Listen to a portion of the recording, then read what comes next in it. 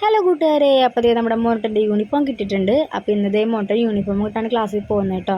അപ്പോൾ ഇന്ന് അച്ഛയില്ലാത്തതുകൊണ്ടിട്ട് ഞാനാണ് കൊണ്ടാക്കാൻ പോകുന്നത്. അപ്പോൾ ഞാനും മോനട്ടിനും ദേവൂട്ടിനും കൂടിയാണ്ടൊന്ന് പോകാൻ പോകുന്നത്. നടന്ന് പോകേണ്ടതുകൊണ്ടിട്ടും പിന്നെ ഇവന്മാർ രണ്ടുപേരും കൊണ്ട് പോകേണ്ടതുകൊണ്ടിട്ട് നേരത്തെ ഇറങ്ങണമെന്ന് കരുതി തന്നെയാണ് റെഡി ആയിക്കൊണ്ടിരുന്നത്. പക്ഷേ എല്ലാം സെറ്റായി റെഡിയായി വന്നപ്പോഴേക്കും 9:30 ആയിട്ടോ.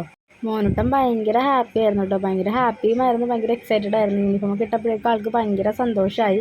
അപ്പോൾ അമ്മാമ്മ ചന്ദനമൊക്കെ തൊട്ട് കൊടുക്കുന്നുണ്ട് ആൾക്ക്. അങ്ങനെ ഞങ്ങൾ റെഡിയായി പുറത്തേക്ക് ഇറങ്ങി. അപ്പോൾ ആളിതേ ബാഗൊക്കെ തൂക്കി നടക്കുകയാണ്. ഞാൻ പിടിക്കാന്ന് പറയുമ്പോൾ വേണ്ട ഞാൻ പിടിച്ചോളാം എന്ന് പറഞ്ഞിട്ട് പുള്ളി തൂക്കി നടക്കുകയാണ് കേട്ടോ. അതേ അമ്മാമ്മക്ക് ടാറ്റയൊക്കെ കൊടുക്കുന്നുണ്ട്. കുറച്ചങ്ങോട്ട് എത്തിയപ്പോഴേക്കും ബാഗ് എൻ്റെ കയ്യിലേക്ക് തന്നു. ഞാൻ മേടിച്ച് പിടിച്ചു ബാഗ്. അങ്ങനെ ഞങ്ങളിതേ വിശേഷങ്ങളും കഥകളും ഒക്കെ പറഞ്ഞ് നടക്കുകയാണ്. ഈ നടപ്പാണെന്നുണ്ടെങ്കിൽ അസംബ്ലിക്ക് മുന്നേ സ്കൂളിലെത്തുമെന്ന് എനിക്ക് ഒരു പ്രതീക്ഷയും ഉണ്ടായിരുന്നില്ല. അപ്പോൾ വേണ്ടടാ ദൈവദൂതനെ പോലെ നമ്മുടെ ബ്രയമോൻ പ്രത്യക്ഷപ്പെട്ടു.